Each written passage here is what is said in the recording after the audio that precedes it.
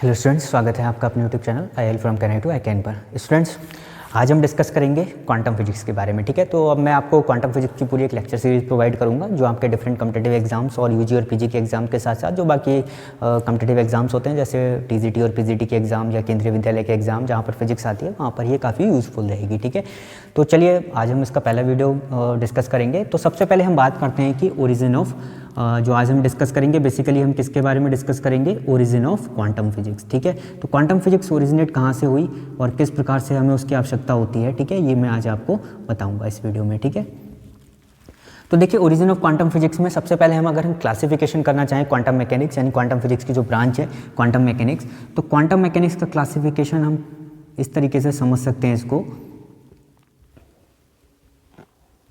देखिए अगर हम इसके क्लासिफिकेशन की बात करें तो हम इसको तीन तरीके से समझ सकते हैं। ठीक है, तो क्वांटम मैकेनिक्स में सबसे पहले क्या है कि अगर हम बात करें तो प्री क्वांटम एरा, पहले आपको क्या समझना है, प्री क्वांटम एरा, यानी आप इसको ये कह सकते हैं कि क्वांटम से पहले की जो पूरी फिजिक्स थी। ठीक है, उसके बाद इसमें आती है क्योंकि क्वांटम में भी क्या है, दो कॉन्सेप्ट हैं। ठीक है, एक ओल्ड क्वांटम एरा और फिर आया न्यू क्वांटम एरा। तो हम इन्हीं तीन के बेस पर इसको समझने की कोशिश करेंगे कि वास्तव में क्वांटम मैकेनिक्स क्या है और कैसे ये काम करती है। ठीक है, तो देखिए क्वांटम मैकेनिक्स का क्लासिफिकेशन हम किस तरीके से कर रहे हैं, तीन तरीके से कर रहे हैं। क्वांटम से पहले जो पूरा फिजिक्स थी, ठीक है, वो प्री क्वांटम एरा हो गई। फिर क्वांटम में भी क्लासिफिकेशन हुआ कि क्वांटम में भी चेंजेस आने लगे, तो एक उसमें बना ओल्ड क्वांटम एरा जिसको बोला जाता है, जो पहले ओरिजिनेट हुई, और फिर उसके बाद आज की डेट में जो कुछ भी क्वांटम में हो रहा है वो सब क्या है, न्यू क्वांटम एरा है। ठीक है, तो कहाँ क्या चीज़ है, क्या चीज़ें न्यू क्वांटम एरा में आई, क्या चीज़ें ओल्ड क्वांटम एरा में थी और क्या प्री क्वांटम एरा में थी, ठीक है, वो मैं आज आपके साथ डिस्कस करूंगा। तो देखिए सबसे पहले हम बात कर लेते हैं प्री क्वांटम एरा की।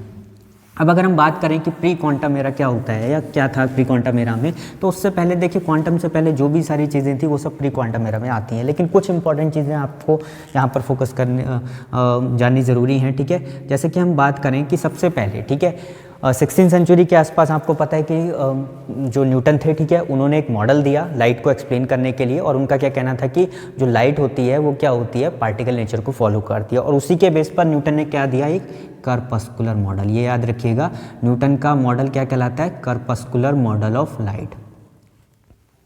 ठीक है, कर्पस्कुलर मॉडल ऑफ लाइट। तो इस मॉडल में ये किसने दिया था, याद रखिएगा, न्यूटन ने दिया था, प्रोवाइडेड बाय न्यूटन। ठीक है, 16वीं सेंचुरी के आसपास।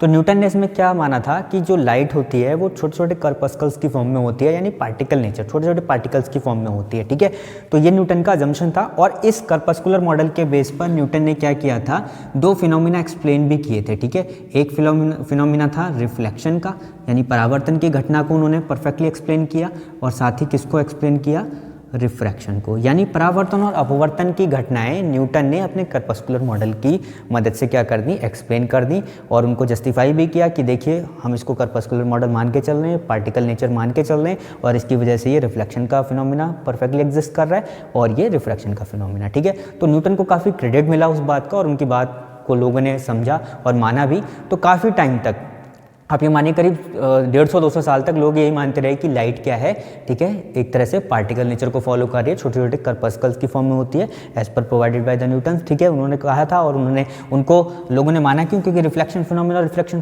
फिनोमिना दोनों एक्सप्लेन कर दिए उन्होंने उस मॉडल के बेस पर। ठीक है, तो उनकी क्रेडिबिलिटी बढ़ गई। ठीक है, लेकिन हुआ क्या, प्री क्वांटम एरा में फिर हम बात करते हैं। ठीक है, एक और साइंटिस्ट आए, ठीक है, जिन्होंने न्यूटन की बात को सीधे सीधे डायरेक्टली क्या किया, अपोज किया। ठीक है, तो आपको पता होगा क्रिश्चियन हाइगेंस। ठीक है, तो याद रखिएगा जो साइंटिस्ट थे वो कौन थे, या फिजिसिस्ट थे वो कौन थे, क्रिश्चियन हाइगेंस। ठीक है, तो हाइगेंस का मॉडल भी आप पढ़ते होंगे। तो अब हाइगेंस क्या थ्योरी लेके आए, क्रिश्चियन हाइगेंस जो अपनी थ्योरी लेके आए। ठीक है, क्रिश्चियन हाइगेंस का क्या कहना था कि उन्होंने सीधे सीधे चैलेंज किया न्यूटन के मॉडल को। उन्होंने कहा कि लाइट जो होती है वो पार्टिकल नेचर को फॉलो नहीं करती, वो किसको नेचर फॉलो करती है, वेव नेचर को फॉलो करती है।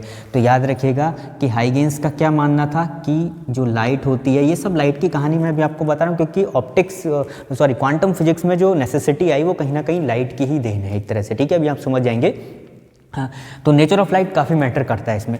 तो क्रिश्चियन हाइगेंस का ये मानना था, कि वो पार्टिकल नेचर नहीं होता, वेव नेचर होता है। और उन्होंने भी क्या किया, वेव नेचर को फॉलो कराते हुए दोनों फिनोमिना जो न्यूटन ने एक्सप्लेन किए थे, रिफ्लेक्शन और साथ ही साथ रिफ्रैक्शन, दोनों फिनोमिना को उन्होंने क्या कर दिया, एक्सप्लेन कर दिया on considering wave nature of light. ठीक है, तो देखिए अब क्या हुआ, दुविधा सी उत्पन्न हो गई। ठीक है, किसको सही माने किसको गलत माने, क्योंकि न्यूटन का ये कहना था कि पार्टिकल नेचर होता है और उन्होंने रिफ्लेक्शन और रिफ्रैक्शन को एक्सप्लेन भी किया। फिर इन्होंने डायरेक्ट अपोज किया हाइगेंस ने, और उन्होंने वेव नेचर के बेस पर या वेव नेचर को अज्यूम करते हुए, लाइट के वेव नेचर को अज्यूम करते हुए रिफ्लेक्शन और रिफ्रैक्शन को एक्सप्लेन भी किया। ठीक है, तो सेकेंडरी वेव फ्रंट थ्योरी जो आप पढ़ते हैं हाइगेंस की, वो यहीं से निकली। ठीक है, तो हाइगेंस को भी एक स्ट्रॉन्ग पॉइंट मिल गया अपनी बात को रखने का कि वेव नेचर होता है। अब उस समय दुविधा सी उत्पन्न हो गई कि पार्टिकल माने वेव, तो जो न्यूटन के फॉलोवर थे वो जो उनको पसंद करते थे वो अभी क्या मान के चल रहे थे, पार्टिकल ही मान के चल रहे थे। लेकिन जो हाइगेंस जो उनके खिलाफ में थे, आप कह सकते हैं न्यूटन के, ठीक है,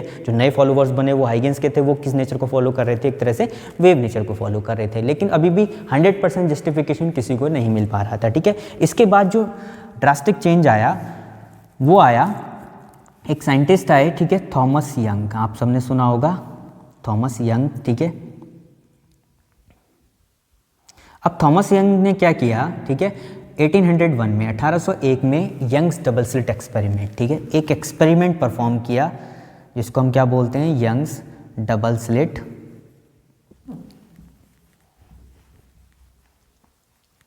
एक्सपेरिमेंट। अब ये बड़ा इंटरेस्टिंग एक्सपेरिमेंट था। ठीक है, देखिए क्योंकि दो ही फिनोमिना थे इससे पहले, रिफ्लेक्शन और रिफ्रैक्शन, हमें ये पता चल गया था कि ये दोनों चाहे पार्टिकल नेचर मान के चलिए चाहे वेव नेचर, दोनों एक्सप्लेन हो रहे हैं। लेकिन हाइगेंस ने थोड़ा बहुत काम इंटरफेरेंस के ऊपर किया, लेकिन वो उसको एक्सप्लेन नहीं कर पाए। ठीक है, अब थॉमस यंग ने क्या कर दिया, बहुत ही ड्रास्टिक चेंजेस आने शुरू हो गए यहाँ से। थॉमस यंग ने अपना एक्सपेरिमेंट परफॉर्म किया जिसको हम बोलते हैं यंग्स डबल स्लिट एक्सपेरिमेंट। उन्होंने इस एक्सपेरिमेंट के बेस पर एक नए फिनोमिना की खोज करी जिसको क्या बोला गया, इंटरफेरेंस, और इंटरफेरेंस को सक्सेसफुली एक्सप्लेन भी किया उन्होंने अपनी थ्योरी की मदद से। और यंग्स डबल स्लिट एक्सपेरिमेंट काफ़ी वेल नोन हो गया, वेल पॉपुलर हो गया उस टाइम पर। ठीक है, और साथ ही साथ जो थॉमस यंग ने नेचर अज्यूम किया था लाइट का, वो क्या नेचर था, वेव नेचर। इन्होंने इंटरफेरेंस को किसके बेस पर एक्सप्लेन किया, वेव नेचर के बेस पर एक्सप्लेन किया। और इनका ये मानना था कि पार्टिकल नेचर पर कभी भी वो एक्सप्लेन नहीं हो सकता। तो इनकी भी क्रेडिबिलिटी बहुत बढ़ गई, और साथ ही साथ अब हाइगेंस की क्रेडिबिलिटी भी बढ़ने लगी, क्योंकि कहीं ना कहीं हाइगेंस ने जो वेव नेचर बताया था उसको क्या मिलने लगा, बल मिलने लगा, उस बात को समर्थन मिलने लगा। किसके बाद, थॉमस यंग के यंग्स डबल स्लिट एक्सपेरिमेंट के बाद। ठीक है, तो आई होप आप समझ पा रहे होंगे कि कैसे कहानी चल रही है पूरी।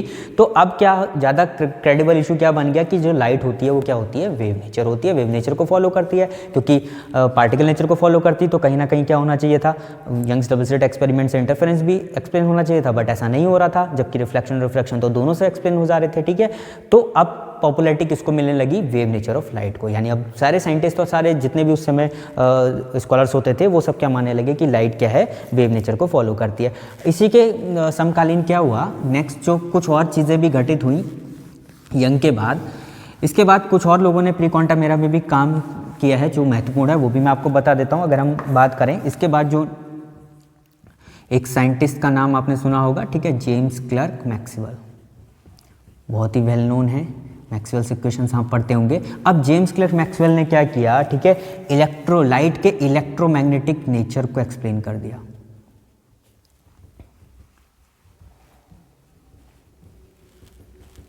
उन्होंने क्या किया, इलेक्ट्रोमैग्नेटिक नेचर ऑफ लाइट को एक्सप्लेन किया। और इन्होंने भी क्या माना कि जो लाइट होती है वो किसको फॉलो करती है, वेव नेचर को फॉलो करती है। इन्होंने क्या किया, इलेक्ट्रोमैग्नेटिक वेव्स, ठीक है, तो वेव्स की फॉर्म में बनाया। ठीक है, तो इलेक्ट्रोमैग्नेटिक नेचर लाइट का किसने बताया, जेम्स क्लर्क मैक्सवेल ने बताया, और अपनी मैक्सवेल की इक्वेशन भी दी। और ये किस नेचर पे था, वेव नेचर पे था। तो अभी भी क्रेडिबिलिटी किसकी बढ़ती जा रही थी, वेव नेचर की बढ़ती जा रही थी। और इलेक्ट्रोमैग्नेटिक रेडिएशन को एक्सप्लेन करने के लिए काफ़ी सारे इन्होंने अपनी इक्वेशंस की मदद से काफ़ी सारे उसमें ड्रास्टिक चेंजेस भी किए। ठीक है, तो पॉपुलैरिटी अभी भी वेव नेचर को मिल रही है। इसके बाद प्री क्वांटम एरा में आप एक और चीज़ याद रखिएगा, इन्हीं के कंटेम्प्रेरी आपको पता होगा, हेनरिक हर्ट्ज। ठीक है, नेक्स्ट जो हर्ट्ज ने क्या किया, ठीक है, कि इलेक्ट्रोमैग्नेटिक स्पेक्ट्रम को एक्सप्लेन कर दिया। जो पूरा इलेक्ट्रोमैग्नेटिक स्पेक्ट्रम होता है, ठीक है, उस पूरे स्पेक्ट्रम को हेनरिक हर्ट्ज ने एक्सप्लेन कर दिया। और उन्होंने बताया कि विजिबल लाइट इस रेंज में होगी, ठीक है, रेडियो वेव्स होती हैं, ठीक है, अल्ट्रावायलेट वेव्स होती हैं, इंफ्रारेड, ये पूरा इलेक्ट्रोमैग्नेटिक स्पेक्ट्रम जो था वो हेनरिक हर्ट्ज ने एक्सप्लेन कर दिया। और ये पूरा भी किसके बेस पर था, वेव नेचर के बेस पर था। ये सब प्री क्वांटम एरा में हो रहा है, आप इसको समझिएगा। तो ये सब 18 और 19 सेंचुरी के आसपास की घटनाएं हैं। ठीक है, तो मतलब 18 सेंचुरी के बाद और 19 से पहले आप कह सकते हैं। तो मैक्सवेल ने इलेक्ट्रोमैग्नेटिक रेडिएशन को एक्सप्लेन करा, इलेक्ट्रोमैग्नेटिक नेचर बताया लाइट का, ठीक है, अपनी इक्वेशंस दी electromagnetic electromagnetics equation, wave equation बोली जाती है। हेनरी हर्ट्ज ने इलेक्ट्रोमैग्नेटिक स्पेक्ट्रम के बारे में बताया, ठीक है। और उन्हीं के ऑनर में आपको पता है फ्रीक्वेंसी की यूनिट हर्ट्ज रखी गई है, ठीक है, हेनरी हर्ट्ज के ऑनर में, ठीक है। तो अब हुआ क्या कि ये सब तो प्री क्वांटम एरा में था, ठीक है, तो ये सारी कहानी यहाँ तक चलती रही। लेकिन अब हम बात करेंगे इतना सब होने के बाद, ठीक है, कुछ चेंजेस आने शुरू हुए और फिर क्वांटम की इंपॉर्टेंस बढ़ती चली गई, एक नई टाइप की फिजिक्स डेवलप हुई और उस फिजिक्स को हम अभी जो पढ़ रहे हैं वो किसके अंडर में पढ़ेंगे, ओल्ड क्वांटम एरा के अंडर में पढ़ेंगे, ठीक है। अब देखिए ओल्ड क्वांटम एरा में क्या हुआ, देखिए इसमें जो सबसे इंपॉर्टेंट चेंज माना जाता है, आप कह सकते हैं जिसने रिवॉल्यूशन ला दी, ठीक है, और फिर लाइट का नेचर एक तरह से सही से एक्सप्लेन हो पाया, क्योंकि अभी तक आप देख रहे हैं वेव नेचर को ही पॉपुलैरिटी मिलती जा रही थी। हुआ क्या, ठीक है, कि सबसे पहले तो मैक्स प्लांक ने क्या की, अपना प्लांक थ्योरी दी, ठीक है। तो मैक्स प्लांक ने प्लांक थ्योरी प्रोवाइड करी, आपने सुना होगा प्लांक थ्योरी ऑफ रेडिएशन जिसको बोला जाता है, और ये काफ़ी रिवॉल्यूशनरी आप कह सकते हैं खोज कहिए या जो भी इनका, ठीक है, कंट्रीब्यूशन कहिए, फिजिक्स में बहुत बड़ा कंट्रीब्यूशन माना जाता है। अब जब मैक्स प्लांक ने प्लांक थ्योरी ऑफ रेडिएशन को एक्सप्लेन कर दिया तो उसके बेस पर, इसी को अपनाते हुए, मैक्स प्लांक थ्योरी को अपनाते हुए अल्बर्ट आइंस्टीन ने क्या कर दिया, ठीक है, फोटो इलेक्ट्रिक इफेक्ट को सक्सेसफुली एक्सप्लेन कर दिया, ठीक है। अब देखिए तो इसमें याद रखिएगा फोटो इलेक्ट्रिक इफेक्ट को सक्सेसफुली एक्सप्लेन किसने किया था, अल्बर्ट आइंस्टीन ने, ठीक है। और इसके लिए इनको नोबेल प्राइज़ भी मिला था, याद रखिएगा अल्बर्ट आइंस्टीन को Nobel prize photo electric effect को सक्सेसफुली एक्सप्लेन करने के लिए ही मिला था, जबकि थ्योरी ऑफ रिलेटिविटी के लिए नहीं मिला, ठीक है। तो याद रखिएगा, तो मैक्स प्लांक की थ्योरी को यूज़ करते हुए, ये सब 19वीं सेंचुरी की स्टार्टिंग की ही बात है, ठीक है, तो फोटो इलेक्ट्रिक इफेक्ट को एक्सप्लेन कर दिया अल्बर्ट आइंस्टीन ने, जबकि फोटो इलेक्ट्रिक इफेक्ट के बारे में पहले काफ़ी सारे साइंटिस्ट इस पर डिस्कस कर चुके थे। लेनार्ड ने काम किया था, हॉलबैक ने काम किया था, ठीक है, लेकिन वो इसको एक्सप्लेन नहीं कर पाए थे, ठीक है। तो लेनार्ड, हॉलबैक और थॉमसन इसको एक्सप्लेन नहीं कर पाए थे किसी भी थ्योरी की मदद से, लेकिन फोटो इलेक्ट्रिक इफेक्ट होता है वो उन्होंने बताया था, लेकिन इसको सक्सेसफुली एक्सप्लेन किसने किया, अल्बर्ट आइंस्टीन ने, by assuming the Planck theory of radiation, ठीक है। और साथ ही साथ ये किस नेचर से एक्सप्लेन हुआ, पार्टिकल नेचर्स पे एक्सप्लेन हुआ, यहाँ से चेंजेस आने शुरू हो गए, ठीक है। यानी आप कह सकते हैं कि जो इसमें लाइट का नेचर अपनाया गया फोटो इलेक्ट्रिक इफेक्ट को एक्सप्लेन करने में, आइंस्टीन ने या प्लांक थ्योरी को अप्लाई जब किया तो उसमें कौन सा नेचर अपनाया, पार्टिकल नेचर, वेव नेचर को नहीं अपनाया गया, ठीक है। अब समस्या ये उत्पन्न हुई, अभी तक जिसको हम वेव, लाइट को हम ये मान के चले थे कि लाइट वेव ही होती है, ठीक है, वो पार्टिकल नहीं होती है, क्योंकि उससे आपका इंटरफेरेंस एक्सप्लेन हो रहा था, डिफ्रैक्शन एक्सप्लेन हो रहा था, रिफ्रैक्शन एक्सप्लेन हो रहा था, रिफ्लेक्शन, लेकिन अब एक ऐसा फिनोमिना आ गया जो वेव नेचर से एक्सप्लेन ही नहीं हो रहा था, और वो क्या था, फोटो इलेक्ट्रिक इफेक्ट।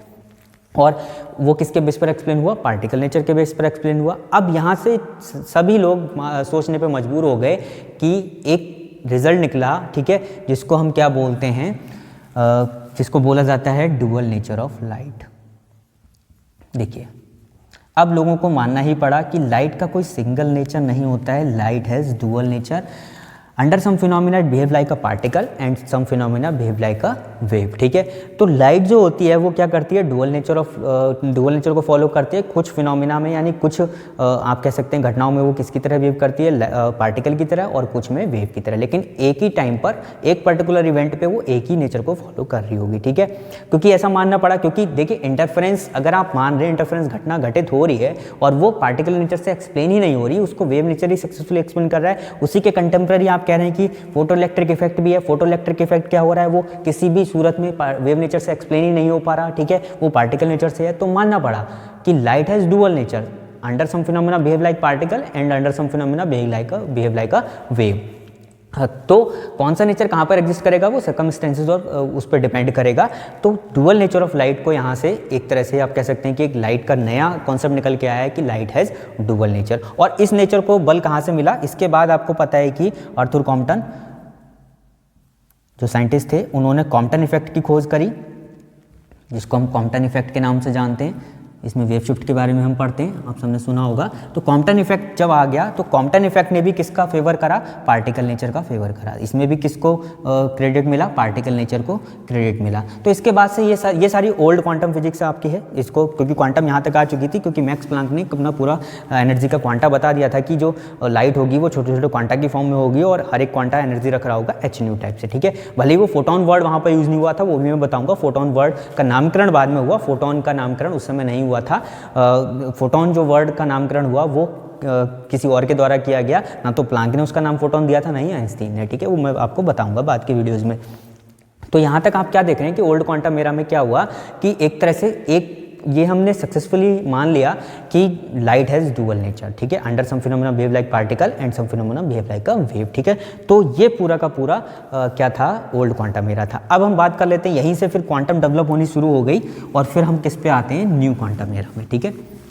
फिर क्वांटम में आगे चीज़ें बढ़ती चली गई और आज की डेट में आप देख रहे हैं, आज की डेट में हम क्वांटम कंप्यूटेशन की बात करते हैं, क्वांटम कंप्यूटर्स की बात कर रहे हैं, ठीक है, जो आने वाले टाइम में शायद हमको आपके आंखों के सामने नज़र भी आएंगे आपको बहुत ही जल्द। तो देखिए न्यू क्वांटम एरा क्या था। अब new quantum era, new quantum theory के अकॉर्डिंग क्या क्या चीज़ें हुई, आज भी चली रहा है एक तरह से ये, ठीक है। तो न्यू क्वांटम एरा में सबसे पहले हम बात करते हैं एरविन श्रोडिंगर की, ठीक है, जो एक साइंटिस्ट थे हमारे, एरविन श्रोडिंगर, ठीक है। तो श्रोडिंगर ने अपनी श्रोडिंगर इक्वेशन दी, ठीक है, और वो बहुत ही रिवोल्यूशनरी चेंजेस लेके आई क्वांटम को समझने में, क्वांटम की प्रॉब्लम्स को एक्सप्लेन करने में, ठीक है। तो जो क्वांटम की प्रॉब्लम आप कहते हैं E psi is equal to S psi, basically simplest form में, तो श्रोडिंगर ने जो अपनी वेव इक्वेशन दी, ठीक है, श्रोडिंगर इक्वेशन के नाम से जानी जाती है, ठीक है। तो ये सब न्यू क्वांटम एरा है, ठीक है। फिर इसमें किसने काम करा, डेविसन जर्मर, ये सब अभी आपको मैं आगे के वीडियोज़ में बताऊँगा क्या क्या हुआ। डेविसन एंड जर्मर एक्सपेरिमेंट आ गया जिसने कंडक्टिविटी की बात करी, ठीक है, ये भी न्यू क्वांटम एरा की ही देन है, डेविसन जर्मर एक्सपेरिमेंट, यहाँ पढ़ते होंगे, ठीक है। इसके बाद हिजनबर्ग का अनसर्टेनिटी प्रिंसिपल, वर्नर हिजनबर्ग ने क्या दिया, अनसर्टेनिटी प्रिंसिपल, ठीक है।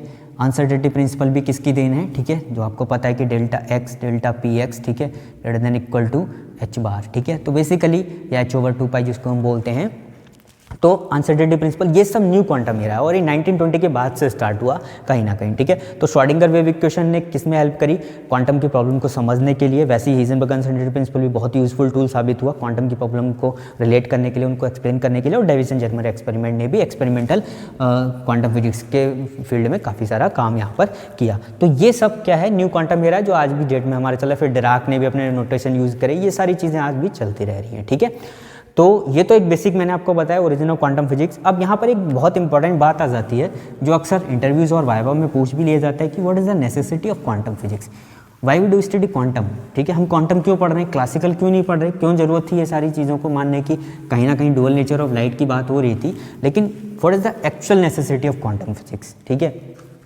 तो देखिए यहाँ पर ये समझना जरूरी है कि लिमिटेशन क्लासिकल फिजिक्स की क्या लिमिटेशन थी एंड नेसेसिटी क्या थी क्वांटम फिजिक्स की। दोनों ही एक ही बात है कि जब किसी की कोई लिमिटेशन होगी तभी हमें दूसरे कॉन्सेप्ट की ज़रूरत पड़ती है, ठीक है। तो देखिए अगर मैं बात करूँ लिमिटेशन ऑफ क्लासिकल फिजिक्स,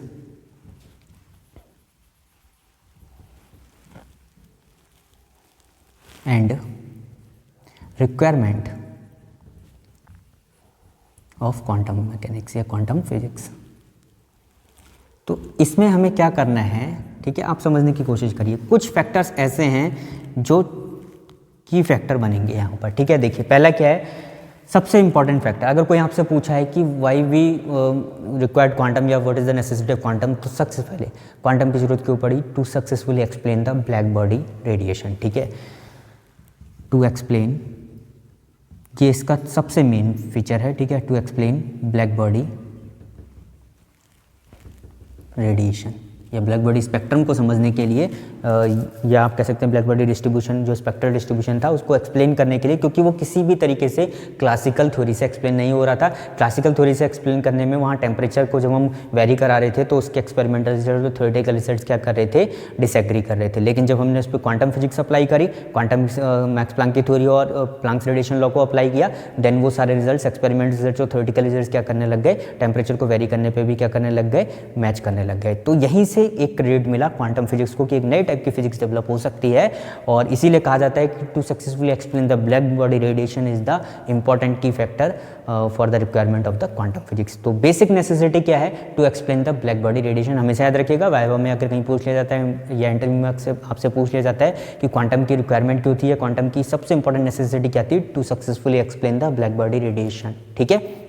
इसके अलावा और भी फैक्टर है, जब हमने बात करी स्टेबिलिटी ऑफ एटम, क्योंकि इससे पहले एटम के काफ़ी सारे मॉडल आ चुके थे, तो स्टेबिलिटी ऑफ एटम को एक्सप्लेन करने में भी क्लासिकल फिजिक्स क्या रही, फेल रही, यानी वो लिमिटेशन थी।